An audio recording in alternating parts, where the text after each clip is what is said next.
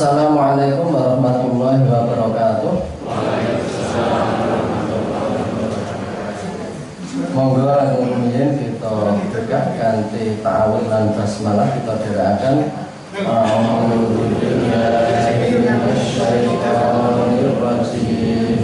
Bismillahirrahmanirrahim. Alhamdulillahirabbil alamin.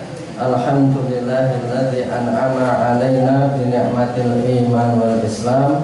Assalatu wassalamu ala nabiyyina wa habibina wa uswatina wa qurrati a'yunina Muhammadin sallallahu alaihi wasallam wa ala alihi wa ashabihi wa man tabi'ahum bi ihsan ila yaumid dawam. Amma ba'du, hadirin Bapak-bapak, ibu-ibu, para jamaah sedaya, alhamdulillah pada pagi hari ini kita dapat bersama-sama melanjutkan tadabbur dan tafakur kita ya dengan ajaran-ajaran agama ini melalui ta'alum, melalui kita bersama-sama belajar dalam kitab yang ditulis oleh Imam Al-Ghazali ini, dan kita masuk pada pasal yang selanjutnya, pasal yang kedua, fi bayanil ilmil mahmudi wal madmumi wa bayani fardil aini wa fardil kifayati. Ini menika penjelasan ilmu yang terpuji dan tercela, wa bayan dan penjelasan fi fardi wa bayani fardil ain, mana yang fardu ain dan mana yang fardu kifayah terkait dengan mencari ilmu itu. Ayyuhal mu'minun wal mu'minat rahimakumullah, diawali dengan hadis yang insya Allah kita sudah sering mendengarnya ya. Jadi qala Rasulullah sallallahu alaihi wasallam, talabul ilmi fardhatun ala kulli muslimin wa muslimatin. Yang artinya itu sudah sangat jelas ya, Rasulullah sallallahu alaihi wasallam bersabda, menuntut ilmu, mencari ilmu itu fardhah, merupakan fardu, kewajiban atas setiap muslim, laki-laki dan wanita. Ini dalam hadis yang sudah banyak dinilai sahih atau validnya itu hanya sampai muslim. Jadi ini kalau di dalam teks Bapak Ibu itu di catatan kaki nomor 19 dan 20 itu kelihatan ya, sehingga dikasih kurung dalam mukhtasar ini muslimatinnya. Tetapi insya Allah tidak merubah makna bahwa mencari ilmu itu kalau saja disebut ala kulli muslimin, tetap saja kita semuanya sebagai orang muslim dan muslimah itu wajib.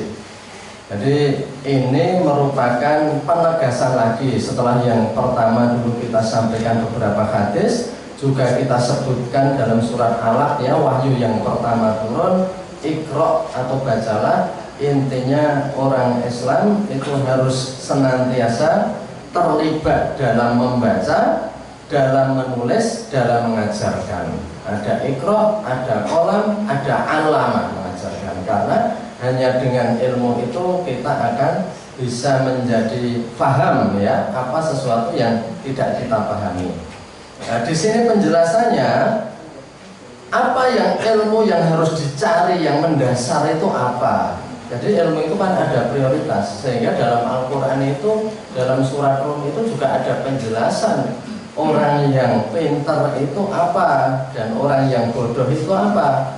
Dalam surat Rum itu sekitar ayat 7 ya, itu dikatakan orang-orang yang bodoh itu orang yang tahu ilmu tentang keduniaan tetapi mereka ghafil.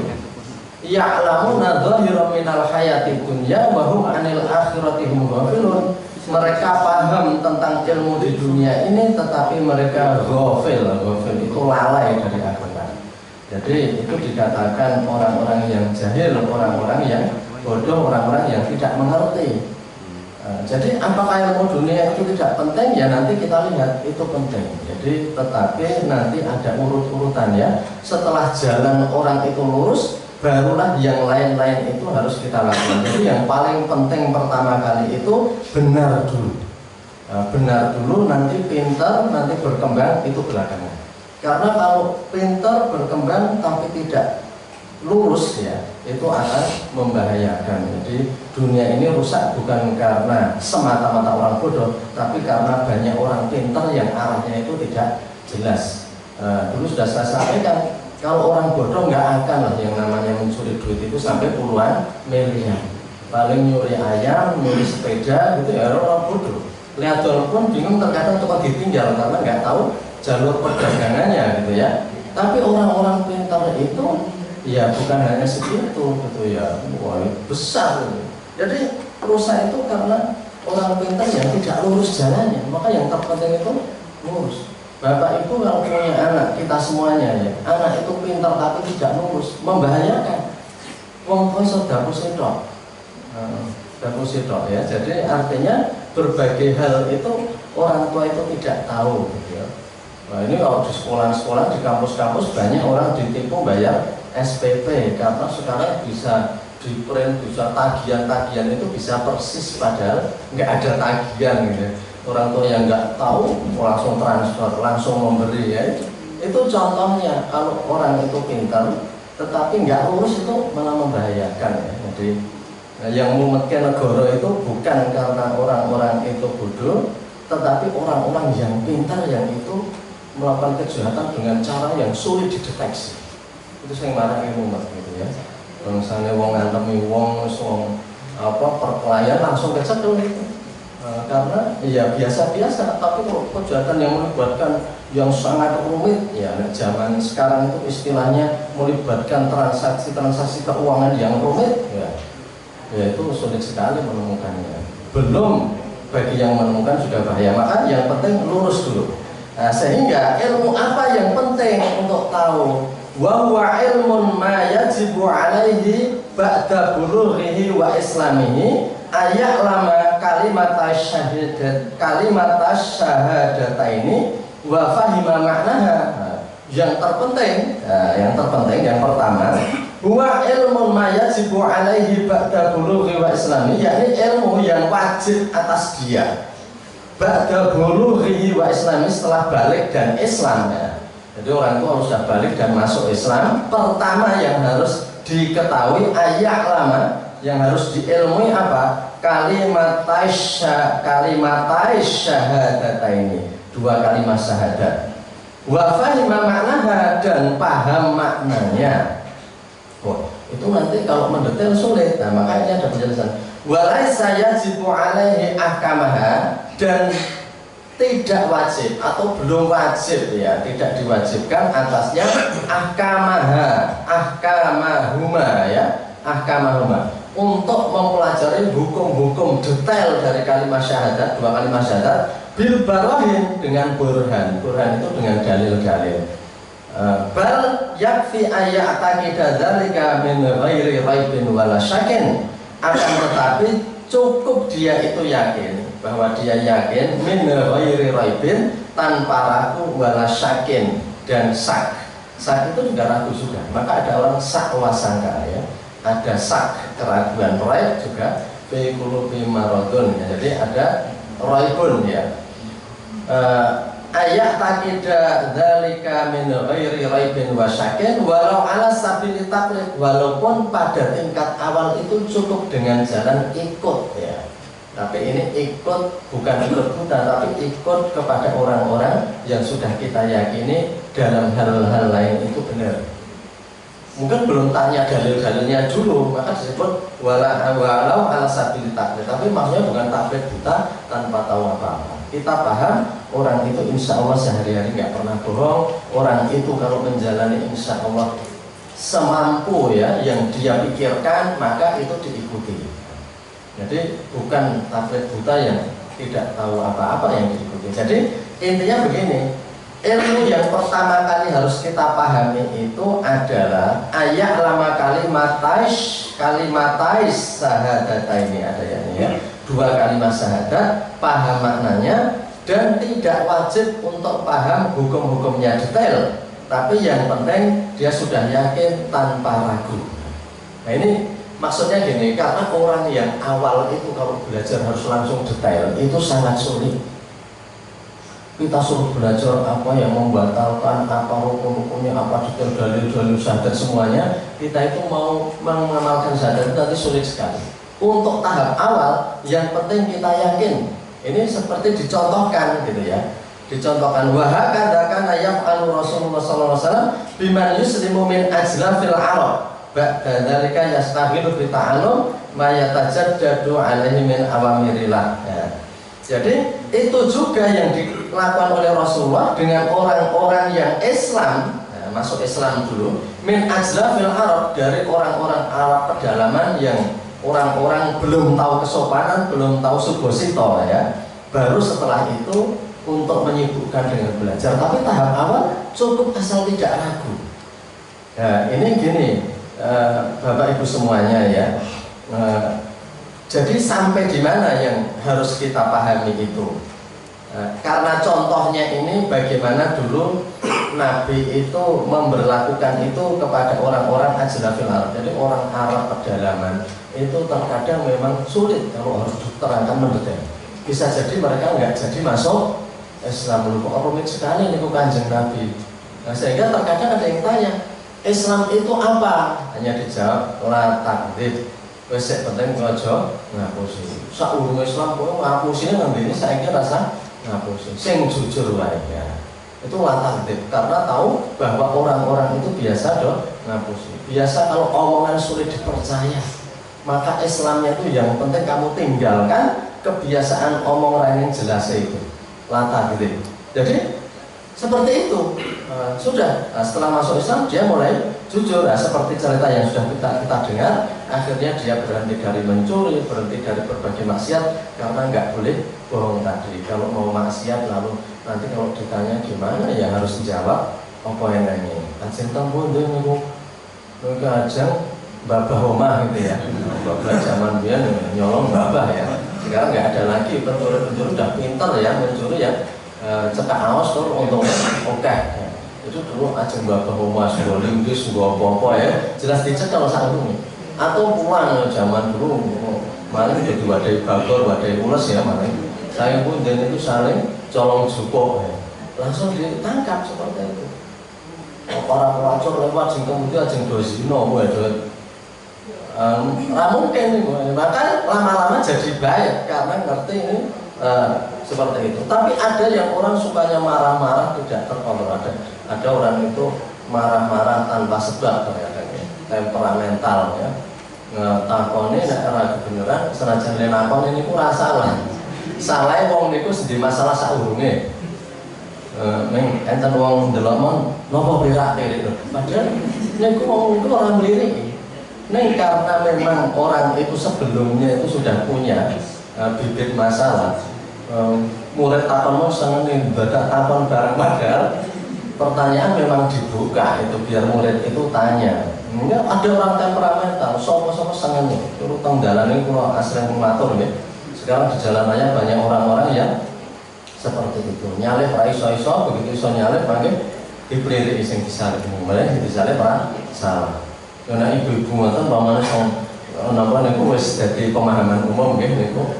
Jadi malah ana sing ngarane ya dari ya itu ras terkuat di dunia.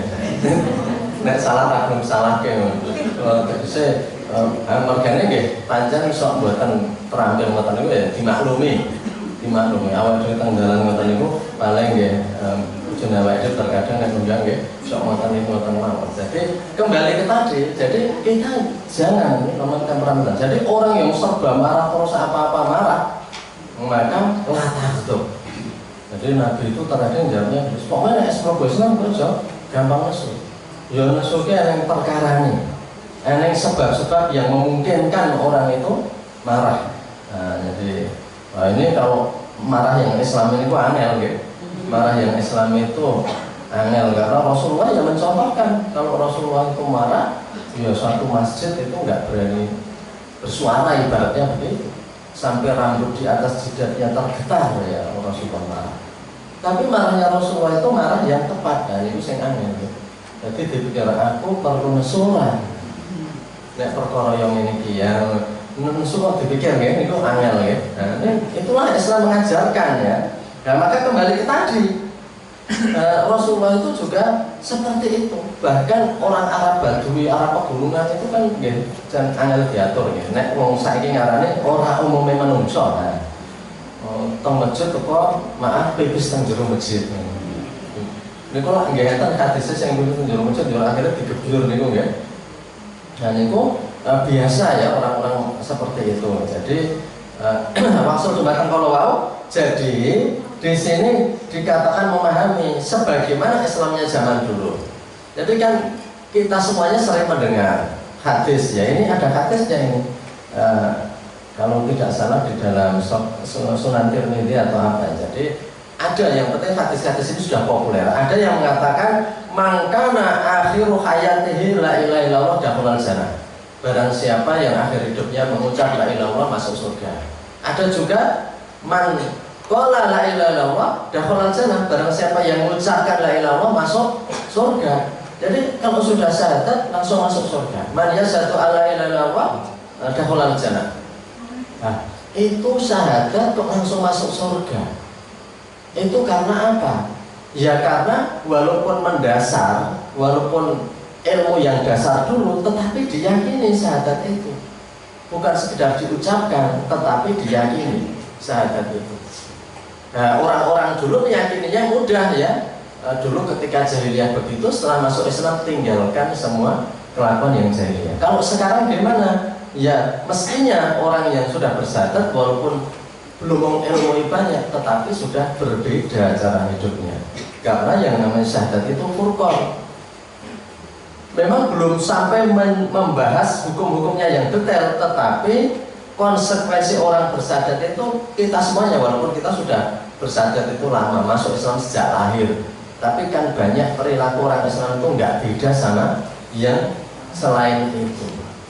Orang yang bersyahadat kok seperti orang yang tidak bersyahadat kelakuannya. Itu artinya hal mendasar tadi itu belum, nggak usah mempelajari sampai hukum-hukumnya yang detail. Cukup kalau la ilaha illallah itu kan tidak ada ilah selain Allah, tidak ada yang paling ditakuti, tidak ada yang paling dicintai, tidak ada yang diharap-harapkan, tidak ada yang bisa melindungi kita, tidak bisa yang memberi ketenangan. Ya semuanya itu harus kita ganti itu kepada Allah. Itu yang ringkes dulu, belum yang detail.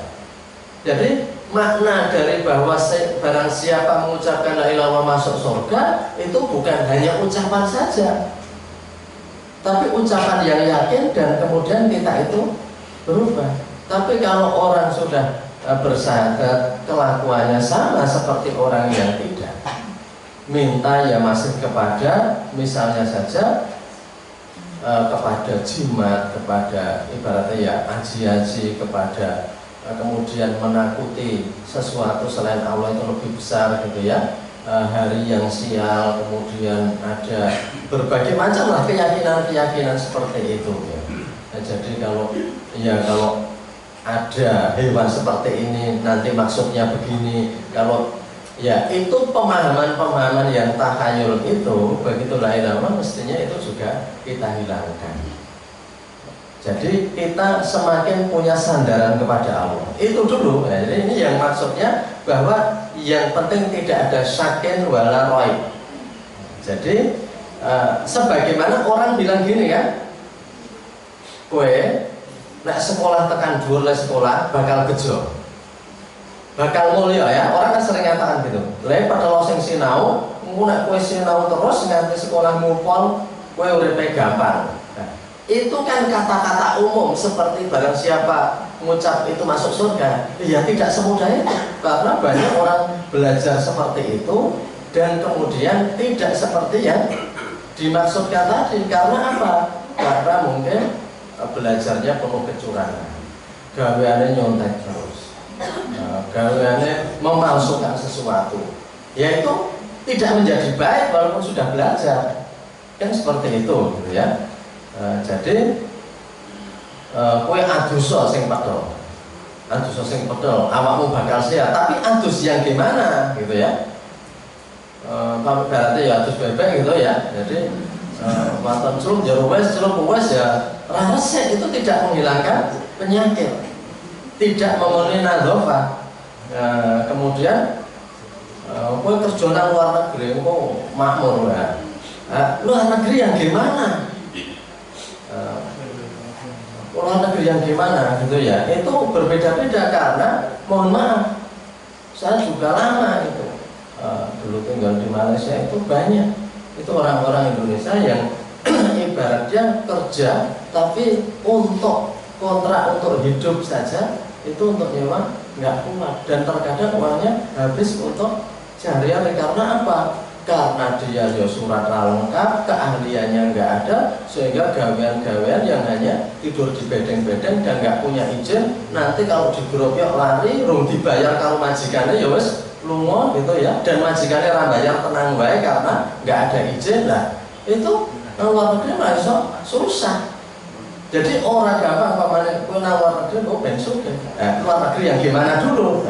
Sahadat yang gimana dulu biar kamu itu masuk surga, kan begitu. Yaitu ilmu dasar dulu.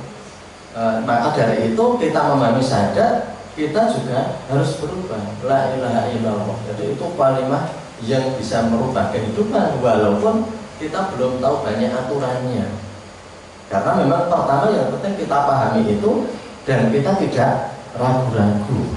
Jadi ini penting ya, karena apa? Karena banyak orang itu menganggap enteng kalimat syahadat dan kemudian nggak beda antara orang-orang yang bersyahadat sama tidak. Sehingga harus berbeda. Karena zaman dulu, zaman Nabi kan sudah begitu. Bilal begitu ucap syahadat nggak mau lagi kehidupan seharian. Ammar bin Yasir juga sama. Jadi ketika itu hanya ilmu-ilmu dasar seperti itu, dan itu kemudian sudah menjadikan hidup kita itu lurus.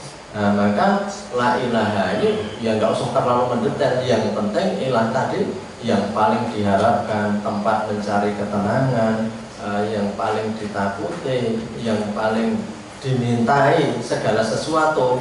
Maka dengan seperti itu insya Allah hidup kita itu juga akan menjadi tenang.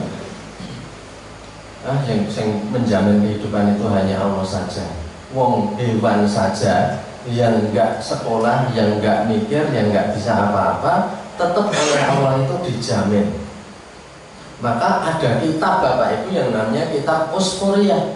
Kalau kita lihat ya, usfur itu kan manuk empret, burung pipit. Jadi orang itu sampai jadi judul kitab ya, karena kita itu berburu pada manuk empret. Manuk empret itu setiap pagi mereka tetap berkicau. Asalnya serangnya berkicau, padahal belum tentu nanti bisa makan atau tidak. Belum tentu, walaupun dia mengerami anaknya yang masih kecil-kecil. Aku mau ngelola anakku, ora. Mula orang Jawa punya pemikiran yang bagus. Sopo obah, mama sopo obat ngeliwat. Obah mama, obat ngeliwat. Insya Allah itu. Jadi insya Allah itu ada. Banyak orang yang bilang sekarang nggak ada lapangan kerja. Wong di sawah itu lapangan kerja terhampar luas nganti doka nelan guna. Tenopo jarene rene lapangan kerja. Kita matur nuwun bersyukur ini. Bapak-bapak yang sudah pada pensiun karena hidup di perkampungan tiap hari tetap ada lapangan kerja. Malah gaweane dituruti rantai. Jadi ngomong nggak ada lapangan kerja. Ya kalau tuntutannya itu harus begini, harus begini, harus begini, ya itu sulit. Tetapi Allah menjamin, dan di hadapan Allah yang terbaik bukan yang seperti kita bayangkan semuanya. Yang terbaik itu inna akramakum indallahi atqakum, yang paling mulia, yang paling bertakwa. Jadi kembali ke tadi. Jadi ini hidup kita itu biar bisa tenang. Jadi dulu sudah saya sampaikan kan, seperti Abdurrahman bin Auf itu mau berpikir gimana caranya hartanya itu habis tapi nggak bisa gitu ya. Tapi ada orang yang ingin dapat harta sudah bekerja itu ya tetap angel. Tapi keberkahan di hadapan Allah itu kita tidak tahu lebih berkah mana, itu yang terpenting. Maka paham syahadat itu kita juga jangan seperti orang yang tidak pernah bersyahadat. Bismillah apa adanya. Maka kembali ke tadi ya. Jadi ini saya beri contoh.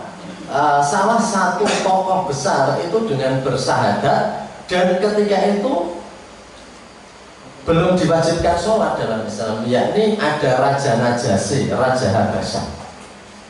Dia bersyahadat dan oleh Allah dipuji syahadatnya itu, dipuji sebagai orang yang sangat baik. Padahal Raja Najasyi cukup mengucapkan syahadat saja ketika itu. Tapi karena apa? Syahadat itu dipahami dan ada konsekuensinya, walaupun belum ada kewajiban sholat. Jadi ini ada cerita bagus sekali. Nanti kita baca ayatnya. Jadi dulu pada saat Rasulullah masih di Mekah dan ditindas, dimusuhi, Rasulullah itu memerintahkan hijrah ke Habasyah. Habasyah itu mana? Habsi. Habsi itu mana? Abyssinia. Abyssinia itu mana? Sekarang namanya Ethiopia. Kalau tidak salah Ethiopia, Eritrea, sekitar itu dulu namanya Habasyah. Jadi jauh nggak dari Mekah, jangan tanya jauh. Itu dari Asia ke Afrika, ada pol gitu ya. Sehingga orang hijrah ke sana itu lama itu, jalan kaki naik unta itu lama. Maka orang-orang yang hijrah ke Habasyah itu orang-orang yang perjuangan awal. Nah, ketika hijrah ke Habasyah, itu insya Allah yang kedua ya. Nah, jadi orang-orang Quraisy ketika rombongan yang kedua, itu orang-orang Quraisy itu membuntuti. Jadi orang Islam itu mau kemana ini? Begitu tahu kalau mereka itu menuju Habasyah, langsung orang-orang Quraisy ini meyakinkan kepada para pembesar di Habasyah, ini orang-orang yang datang dari Mekah ini penganut aliran sesat, ajaran sesat. Nanti diusir saja, kalau bahasa sekarang dideportase saja ini dari negara kamu. Jadi orang Quraisy itu nanti saking terimanya gitu ya. Ini orang-orang Islam ini pada ke Habasyah, dia pun ditoke dan minta agar pemerintah Habasyah, kerajaan Habasyah mengusir lagi orang Islam itu lah. Itu saking bencinya. Jadi orang-orang menghalangi kebenaran itu sampai mereka itu ikut dalam tanda kutip berjuang. Untuk menghalangi orang masuk surga saja mereka pakai biaya. Loh, mereka pun mengejar ke Habasyah itu pakai biaya. Jadi kalau orang cuma menghalangi kebaikan, ambok rasa ngaji, ambok rasa pedol-pedol sinau, ambok rasa mbok urip santai wae ya, itu saja kan mungkin membiaya pulsa kalau itu. Kalau ngregon-ngregoni orang biar males. Itu modal pulsa. Nah ini mengetutkan ke Habasyah itu modal itu. Jadi ada orang-orang yang mau masuk neraka saja dengan biaya tinggi. Bapak Ibu juga preso. Kalau malam Sabtu, malam Minggu ya di Jalan Magelang itu ada tempat-tempat kelab malam. Ada macam-macam gitu ya. Itu nanti yang parkir itu mobil-mobil bagus. Itu menggurau bermaksiat saja bayar larang. Padahal kita mau baik saja, pengajian itu nangan diri digelar itu biaya murah. Jadi berarti gitu. Nek umpamanya kita mikir nggak ngaji atau umroh kan ya pakai biaya ya. Tapi artinya kebaikan itu nyampar nyandung nih wong Jawa ngarane. Wong kebaikan itu luasan dadak sing angel-angel gitu ya. Orang dadak sholat di Istiqlal pamannya nang kene masjid di Kubah Mas gitu ya. Masjid Syekh Yazid pamannya. Masjid Israel kan gon sak gon-gone itu wis maprah-maprah nyampar nyandung. Kebaikan itu nyampar nyandung. Orang yang nggak bisa pergi kebaikan itu banyak. Sebaliknya ada orang yang ingin bermaksiat saja, mereka perlu biaya tinggi. Jadi orang-orang yang nggak punya duit malah nggak bisa datang ke klub malam itu. Jadi ada orang hidup itu yang susah payah dan mengeluarkan biaya yang besar hanya untuk masuk neraka. Mereka membeli dengan biaya mahal. Maka kembali tadi, Raja Najasyi itu ya begitu mendengar kalau ini katanya ini adalah apa? Ini pengikut aliran sesat suruh mendeportasi mengeluarkan, Raja Najasyi nggak mau. Raja Najasyi itu kan penganut agama Nasrani. Ya zaman saya ya orang mengatakan agama Katolik. Yo saya nggak mungkin. Saya itu seorang raja yang bertanggung jawab. Saya nggak akan semena-mena ngusir orang. Saya ketemu dulu. Wah, dipanggil itu. utusan orang Islam, rombongan orang Islam itu dipanggil. Yang diajak bicara namanya Ja'far bin Abi Thalib. Masih saudaranya Nabi juga, namanya bin Abi Thalib ya, masih satu terah. Jadi Ja'far bin Abi Thalib itu ditanya. Banyak pertanyaannya itu dalam kitab-kitab tarikh ada, antara lain gini. Hei kamu semuanya, kenapa kamu kok tidak menghormati saya sebagaimana umumnya orang-orang menghormati saya? Nanti do deku-deku, nanti do sujud. Raja Najasyi bilang begitu, nanya, kamu itu kan saya panggil, kok kamu biasa saja, hormat ya cukup hormat. Ya mungkin begini, atau nyuwun sewu gitu ya. Tapi kenapa kamu nggak pakai sujud seperti umumnya orang? Dia mengatakan, kami diperintahkan untuk tidak sujud kecuali kepada Allah. Wah, Raja Najasyi itu kaget. Jarinya agamanya ini sesat. Pelajarannya seperti ini. Ditanya lagi. Berbagai macam pertanyaannya. Apa yang diajarkan ini, itu dan sebagainya. Kemudian Raja Najasyi itu manggil para pendeta, ya, para pastor ya, kalau di sini ya, manggil para pendeta, para rahib. Suruh bawa kitab-kitabnya, wes Injilnya digawa. Saiki aku arep nakoni. Engko bandingke karo agamane awake dhewe. Agamane wong-wong sing do neko kuwi yang apa? Ini dasar sekali rajanya. Pinter ya, raja dalam sejarah namanya Raja Negus. Raja Najasyi bahasa Arab. Ditanya. Akhirnya terakhir itu Raja Najasyi setelah dialog panjang ini ya, saya bisa ceritakan di sini. Terakhir, apa bawa sesuatu Nabi kamu itu? Iya bawa. Dibacakan surat Maryam. Dibacakan surat Maryam, langsung ya, ayatnya itu panjang itu yang dibaca. Tetapi mendengar ayat itu, Raja Najasyi itu kaget. Nah, kalau istilahnya anak muda itu betul-betul mind blowing itu meledakkan pikiran, otaknya pecah gitu ya. Karena kok ada bunyi kitab seperti ini. Raja Najasyi itu nangis. Para pendeta dicek, roh kitabnya awake dhewe beda ora. Langsung Raja Najasyi, para pendeta menyimak. Kurang lebih mungkin begini. Hei Raja, kok isinya mirip ya? Raja Najasyi mengatakan, ini tidak beda dengan apa yang dibawa oleh Nabi Isa. Ini mesti berasal dari satu tempat. Ini berasal dari jendela yang sama. Jadi ini berasal dari jendela yang sama.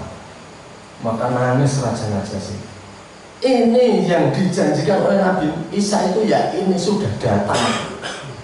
Nah, Raja Najasyi itu nangis dan kemudian langsung bersyahadat. Jadi raja itu hebat, nggak ada sombong-sombongnya, nggak ada jaim-jaimnya. Padahal kita saja itu orang itu terkadang jaim. Dikandani oleh orang yang bagi kita itu belum apa-apa, itu mungkin kita itu nasihatnya benar, tapi terkadang kita nggak mau menerima. Sopo siro, sopo ingsun. Kamu itu siapa? Ilmumu itu seberapa? Kan harus dipersoalkan. Tapi ini tidak, begitu dibacakan langsung nangis. Coba dibacakan ayatnya bahwa Al-Quran akhirnya memuji apa yang dilakukan oleh Raja Najasyi itu, gitu ya. Inna asadana si adawatan sampai ayat berikutnya. Dalam surat Maidah itu ya. Ayat berapa? 81-88. Iya, 81 sampai 83. Coba dibaca. A'udzu billahi minasyaitonir rajim. Walau kanu yu'minuna billahi wan nabiyyi wa ma unzila ilaihi mattakhadhuhum awliya walakinna katsiran minhum fasiqun. La tajidanna ashaddan nasi 'adawatan lil ladzina amanu al-yahuda wal ladzina asyraku wa la tajidanna aqrabahum مودة للذين آمنوا الذين قالوا إنا نصارى ذلك بأن منهم قسيسين ورهبانا وأنهم لا يستكبرون. Langsung yang 18 artinya. Artinya, pasti akan kamu dapati orang yang paling keras permusuhannya terhadap orang-orang yang beriman, ialah orang Yahudi dan orang-orang musyrik. Dan pasti akan kamu dapati orang yang paling dekat persahabatannya dengan orang-orang yang beriman, ialah orang-orang yang berkata, sesungguhnya kami adalah orang Nasrani.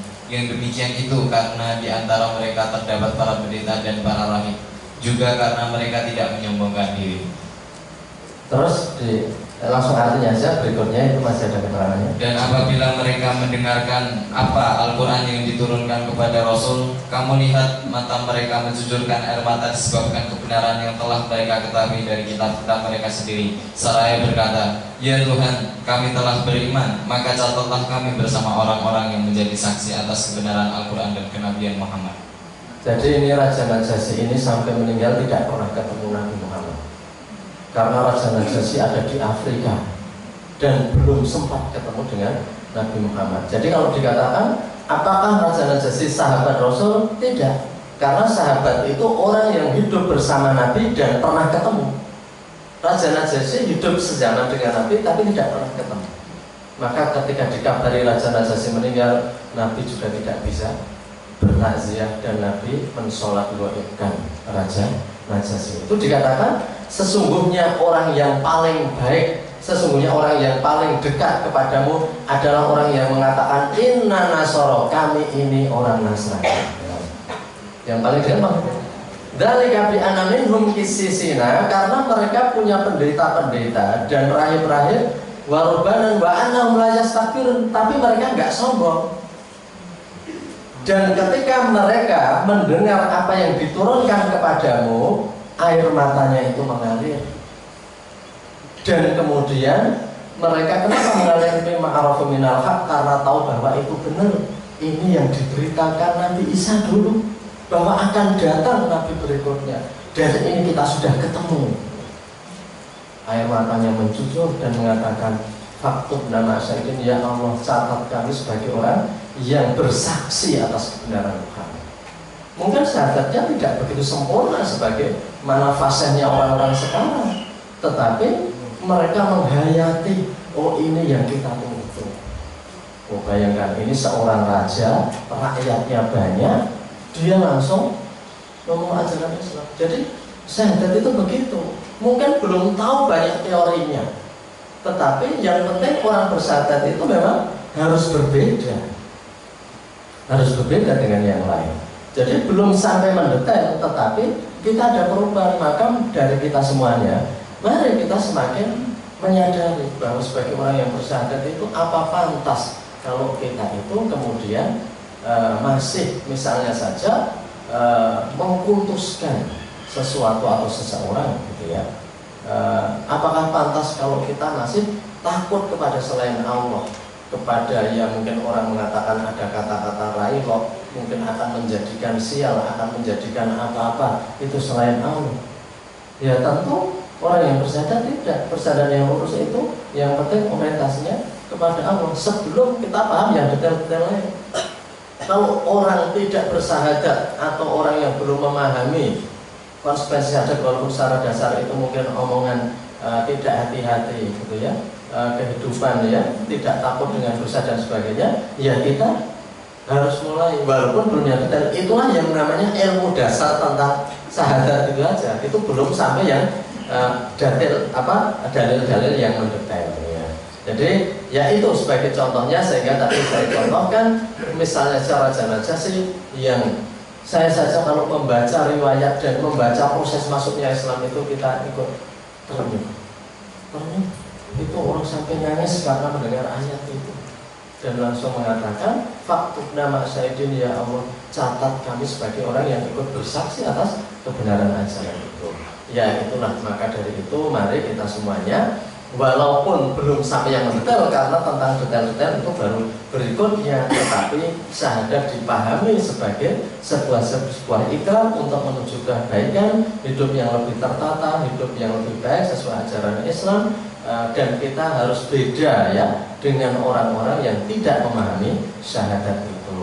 Jadi demikian, ini masih ada waktu sebentar ya, barangkali ada pertanyaan, karena dulu sudah kita sampaikan ada 10 menit untuk pamundutan preso. Tidak hanya terbatas di sini, tapi hal-hal yang lain juga tidak apa-apa seandainya ada yang perlu ditanyakan. Demikian untuk pagi hari ini. Ada khilaf kami mohon maaf. Nastaghfirullah li wa lakum wallahu a'lam bishawab. Kita akhiri dengan penutup majelis. Subhanaka wa bihamdika asyhadu an la ilaha illa anta astaghfiruka wa atubu ilaik. Alhamdulillahirabbil alamin. Assalamualaikum warahmatullahi wabarakatuh. Silahkan, ini kalau ada yang pamundutan preso